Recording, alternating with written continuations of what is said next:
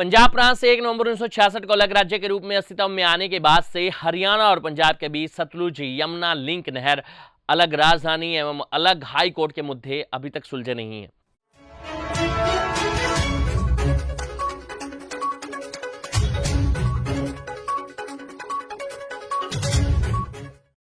इनमें से सतलुज यमुना लिंक नहर का मामला तो सुप्रीम कोर्ट तक पहुंच गया है और फैसला हरियाणा के हक में आया, मगर इसके बावजूद हरियाणा अपने हिस्से के पानी को लेकर लगातार लड़ाई लड़ रहा है। लेकिन फिर भी 57 सालों में प्रदेश के लिए जीवन रेखा मानी जाने वाली सतलुज यमुना लिंक नहर के पानी से हरियाणा की धरती प्यासी ही है। इस नहर के निर्माण पर करीब 800 करोड़ रुपए की राशि खर्च हुई है। दोनों ही राज्यों में कितनी सरकारें आई और गई, लेकिन यह नहर आज भी प्यासी है। देश के कुल 28 राज्यों में पंजाब और हरियाणा ही ऐसे राज्य हैं जिनकी राजधानी एक ही है। हरियाणा के अलग राज्य बनने के बाद से केंद्र शासित प्रदेश चंडीगढ़ पंजाब के साथ साथ हरियाणा की भी राजधानी है।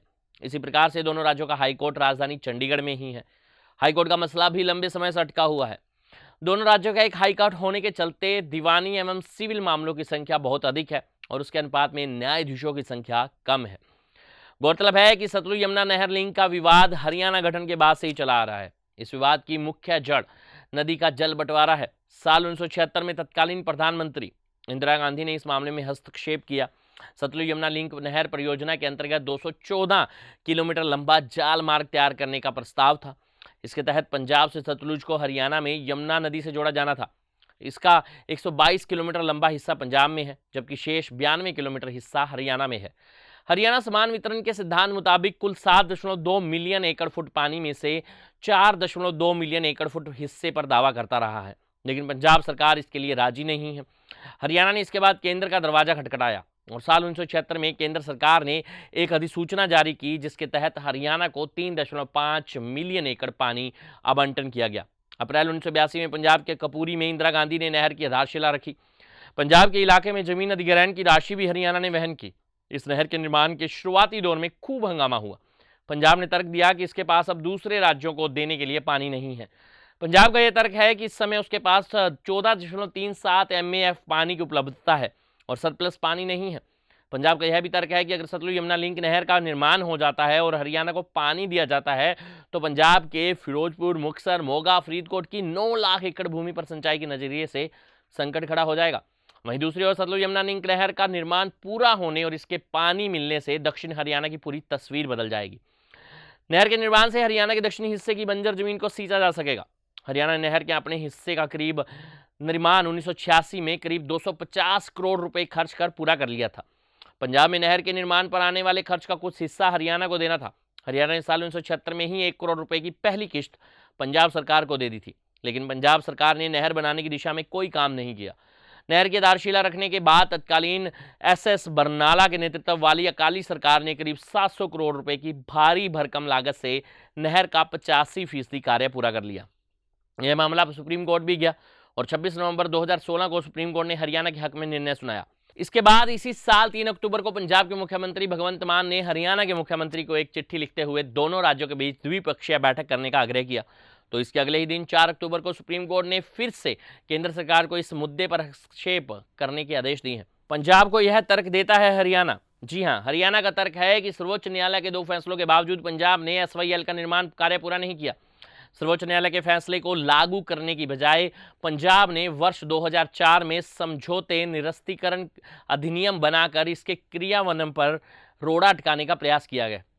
पंजाब पुनर्गठन अधिनियम 1966 के प्रावधान के अंतर्गत भारत सरकार के आदेश की दिनांक 24 मार्च 1976 के अनुसार हरियाणा को रावी ब्यास के फालतू पानी में से 3.5 MAF जल का आवंटन किया गया था। SYL कैनाल का निर्माण कार्य पूरा न होने की वजह से हरियाणा केवल 1.62 MAF पानी का ही इस्तेमाल कर रहा है।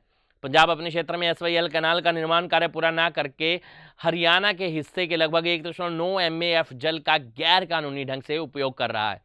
पंजाब के इस रवैये के कारण हरियाणा अपने हिस्से का 1.88 MAF पानी नहीं ले पा रहा है। हरियाणा तर्क देता है कि इस पानी के न मिलने से दक्षिणी हरियाणा में भूजल स्तर भी काफी नीचे जा रहा है। SYL के न बनने से हरियाणा के किसान महंगे डीजल का प्रयोग करके और बिजली से नलकूप चलाकर सिंचाई करते हैं, जिससे उन्हें हर वर्ष 100 करोड़ रुपए से लेकर 150 करोड़ रुपए का अतिरिक्त भार पड़ता है। पंजाब क्षेत्र में एसवाईएल के नए बनने से हरियाणा को उसके हिस्से का पानी नहीं मिल रहा और इसकी वजह से 10 लाख एकड़ क्षेत्र को सिंचित करने के लिए सृजित सिंचाई क्षमता बेकार पड़ी है। हरियाणा को हर वर्ष 32 लाख टन खाद्यान्नों की हानि भी उठानी पड़ रही है। यहीं 1981 के समझौते के अनुसार 1983 में एसवाईएल बन जाती तो हरियाणा 130 लाख टन अतिरिक्त खाद्यान्नों व दूसरे अनाजों का उत्पादन करता। 15,000 प्रति टन की दर से कृषि पैदावार का कुल मूल्य 19,500 करोड़ रुपए बनता है। अभी भी नहीं बन सकी है अलग राजधानी। जी हाँ, चंडीगढ़ पंजाब एवं हरियाणा दोनों राज्यों की राजधानी एक ही है। 1 नवंबर 1966 के बाद से ही चंडीगढ़ केंद्र प्रशासित प्रदेश है। इससे पहले यह पंजाब प्रदेश का हिस्सा थी।